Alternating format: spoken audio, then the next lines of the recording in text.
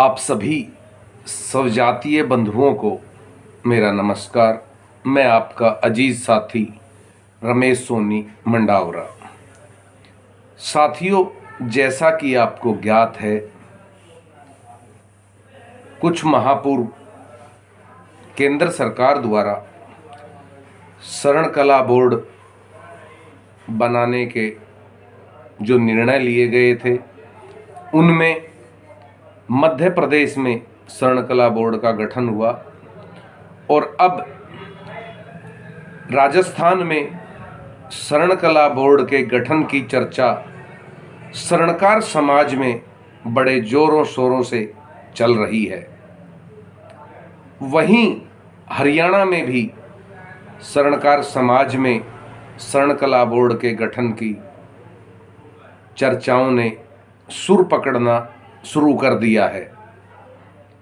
मैं यहाँ आपको बताना चाहता हूँ कि सर्वप्रथम तो हरियाणा ही नहीं अपितु पूरे देश में इस समय आचार संहिता लगी हुई है और आचार संहिता के दौरान किसी भी बोर्ड का गठन नहीं होगा और नहीं हो सकता।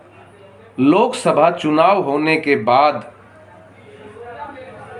हरियाणा, राजस्थान में सरकारों द्वारा शरण कला बोर्ड गठन पर चर्चा होगी और वह कब बनेगा अभी तक सुनिश्चित नहीं हुआ है।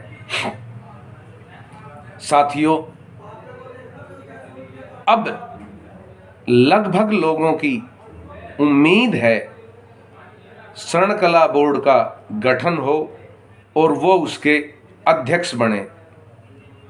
जी हाँ, उसी में सिलसिला शुरू हो चुका है जोड़ तोड़ की राजनीति का। और अब देखा जा रहा है कि हरियाणा में संगठनों को मजबूत करने के नाम पे कुछ चर्चाएं चल रही है। इन संगठनों को मजबूत करने के पीछे उद्देश्य है कि जिलों में इनका नेतृत्व हो, कि जब शरण कला बोर्ड के गठन की बात हो तो जिलों में बैठे पदाधिकारी इनके अपने हों और ये ठप्पा मारकर किसी एक आदमी का प्रस्ताव करें कि इन्हें शरण कला बोर्ड का अध्यक्ष बनाया जाए। ऐसा नहीं है साथियों। शरण कला बोर्ड का गठन करना और उसके लिए अध्यक्ष मनोनीत करना सरकार की पॉलिसी है। जब समय आएगा तो यह कार्य जरूर होगा, लेकिन उससे पूर्व हम भी चाहते हैं कि समाज संगठित हो। हम भी चाहते हैं 15-15, 20-20 सालों से जो व्यक्ति समाज के पदों पर बैठे हैं, उन पदों का चुनाव हो और चुनाव एक नियम के तहत हो, विधि विधान से हो और चुनाव से पूर्व पहले तहसील स्तर पर, जिला स्तर पर शरणकार समाज के सदस्यों को जोड़ा जाए और पहले तहसील स्तर के चुनाव हों। तहसील स्तर पर समाज बंधुओं को जोड़ा जाए, तहसील स्तर के चुनाव हों, फिर जिला स्तर के चुनाव हों और जब पूरी तहसील और पूरे ज़िले के चुनाव संपन्न हो जाएं, उसके बाद चुनाव हो प्रदेश के। पढ़े लिखे और योग्य व्यक्ति इन पदों पर आएं, जो समाज को साथ ले सकें, साथ लेकर चल सकें।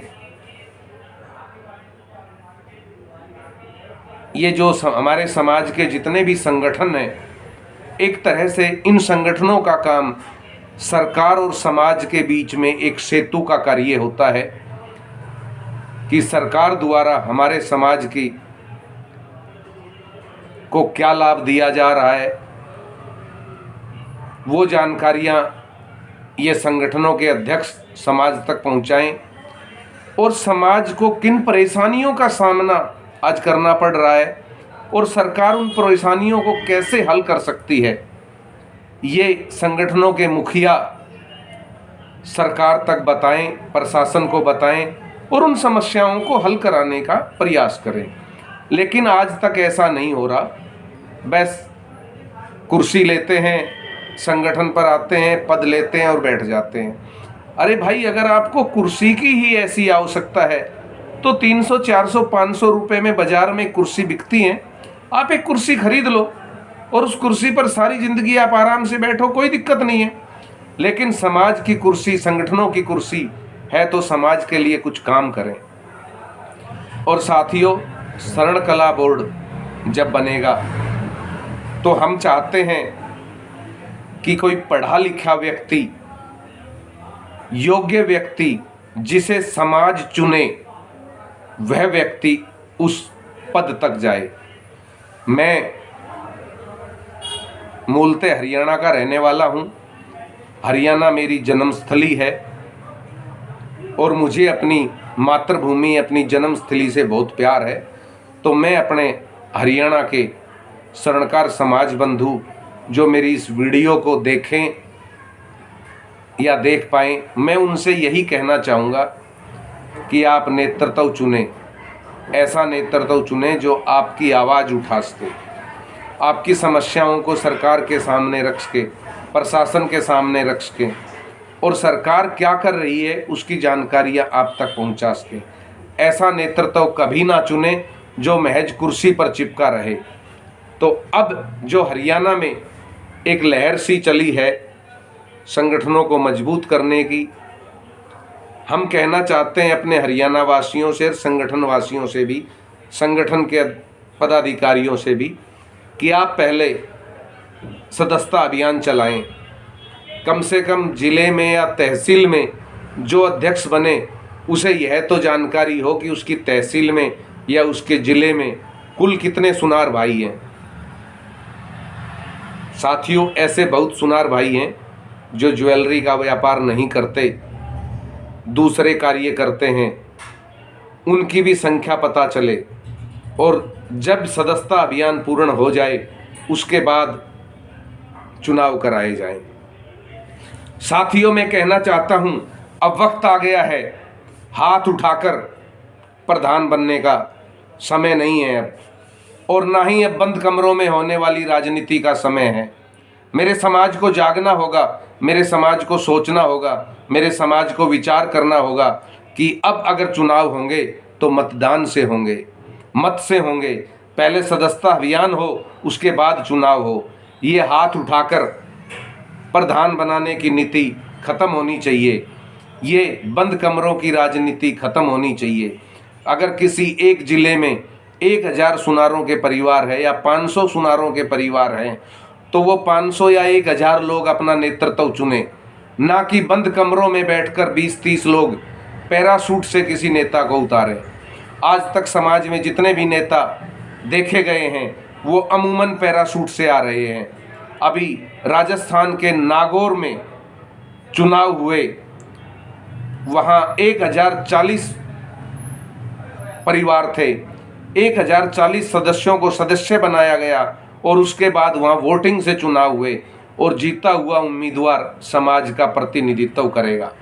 जब राजस्थान के नागौर में ऐसा हो सकता है तो हमारे हरियाणा में क्यों नहीं हो सकता।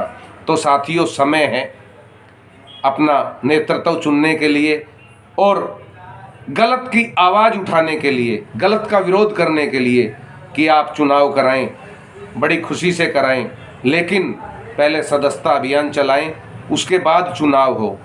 हमारी यही इच्छा है अपने हरियाणा प्रदेश वासियों से कि वो पहले सदस्यता अभियान चलाएं, उसके बाद चुनाव कराएं और जब समय आएगा तब शरण कला बोर्ड पे भी विचार होगा।